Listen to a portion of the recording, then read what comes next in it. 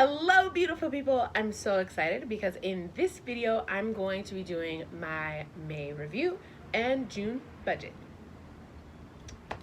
Okay. May was amazing. I'm still really excited about it.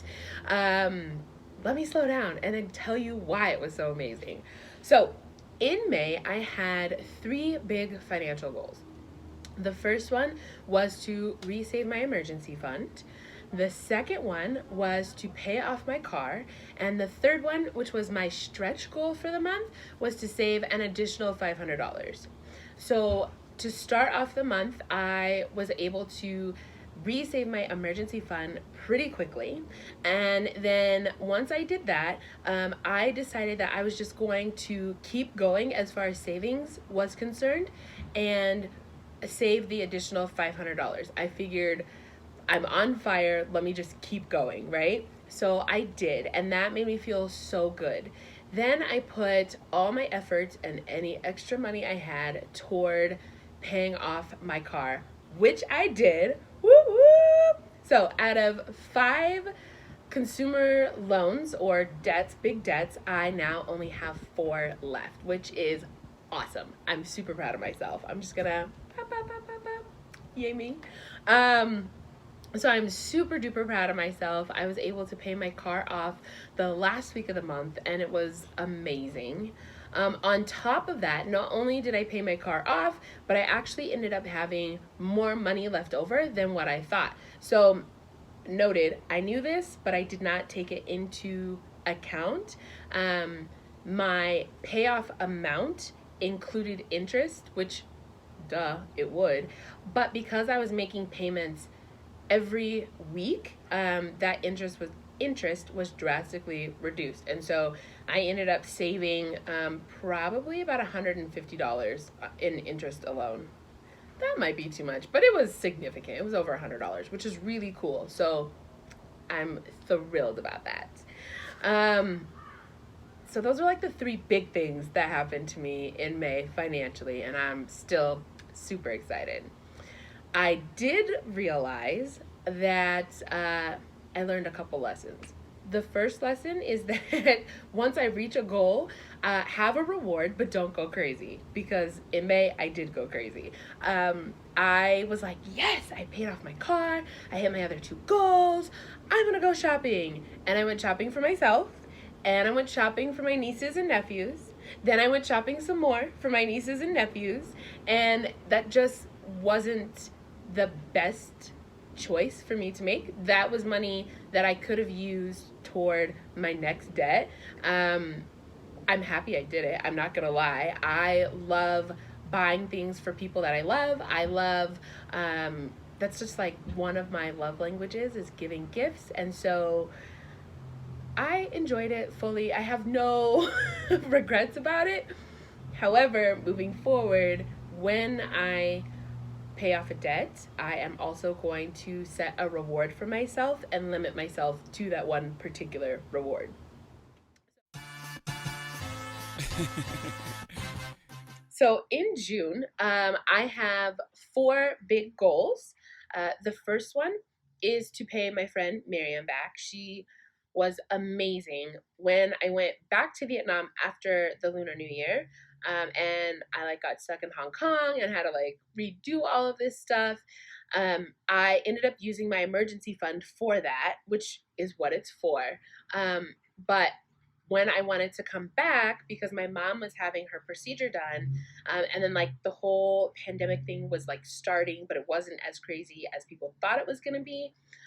She and I were talking and I was like, I just don't feel comfortable financially having to pay for a ticket, get on a flight, do all these things all over again, and then kind of just be stuck once I got here. And so she lent me some money and she's amazing. And I'm so grateful. Love you, Miriam. But I want to make sure that I pay her back this month. And so that's my first goal. My second goal is to pay 60% or more toward my first personal loan. So I have remaining, as far as consumer debt, I have 2 personal loans and I have 2 credit cards. So my first personal loan, I currently owe $2,691. And my goal is to pay 60% or more this month, which I definitely think I can do. I'm super confident now that I've paid off my car, which is awesome. So that's my second goal. My third goal is to save $200 so that I can take another trip down to Arizona. This is really important to me because my nieces and nephews in Arizona, I don't get to see and spend as much time with them as I do with my nieces and nephews here in Colorado.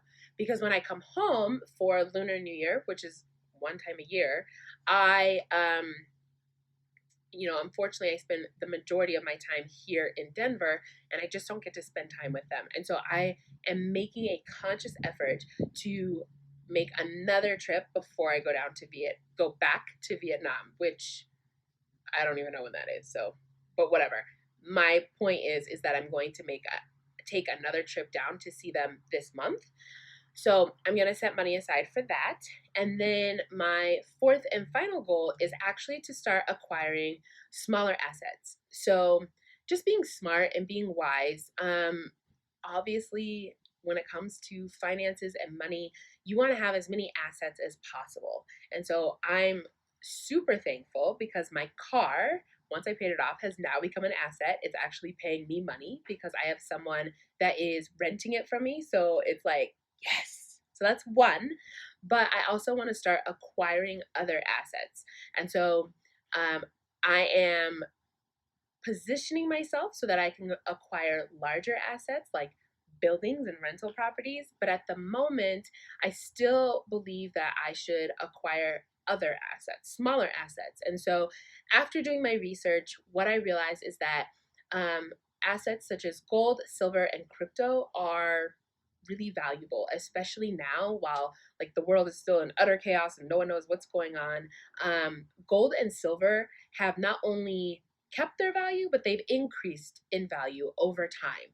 That's something that is really appealing to me. And then crypto, things are going digital so fast, and crypto is wonderful because it's not something that can really be devalued.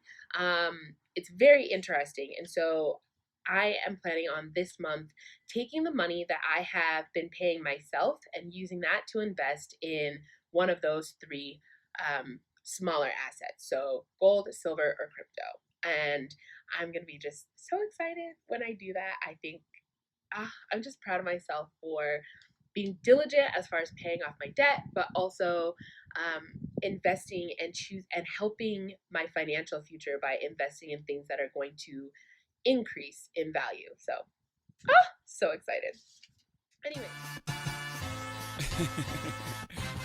Anyway, as far as my budget for June, it's pretty much going to stay the same as it was in May. So I have my monthly expenses, which include food, car, and gas. So a little bit of maintenance, gas for the car.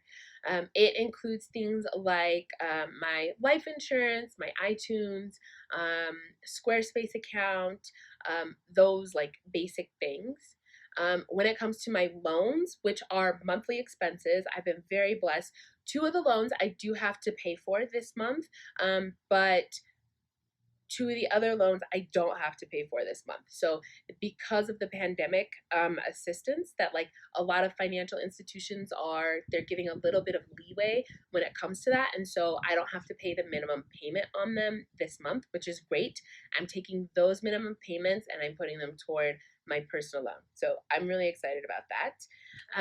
Those are like my biggest monthly expenses. So in May, I realized that I did not upload a spreadsheet that shows how I'm allocating my money, where it's going, what it's doing, how it's working for me, how it's not, that whole thing. And to be honest with you, I actually don't use anything like Numbers, Google, or Excel. I did, but it was more of a chore and I don't really like it. What I found that has really helped me and been really great is I actually have a financial journal. So I am super old school, like my mama old school, and I write it all down. I love it. It just kind of helps me center and focus when it comes to my finances.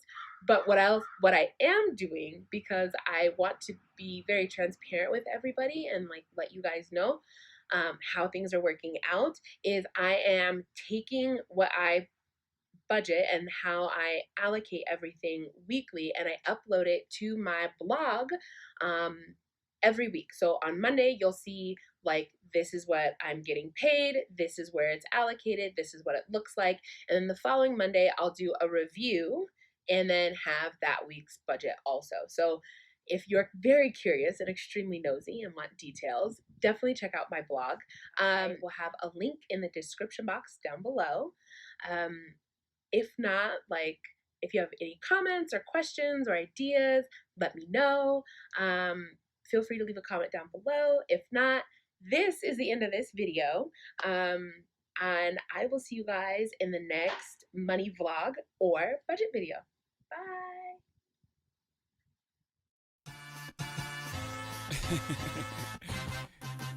Yeah, big. Talk your shit.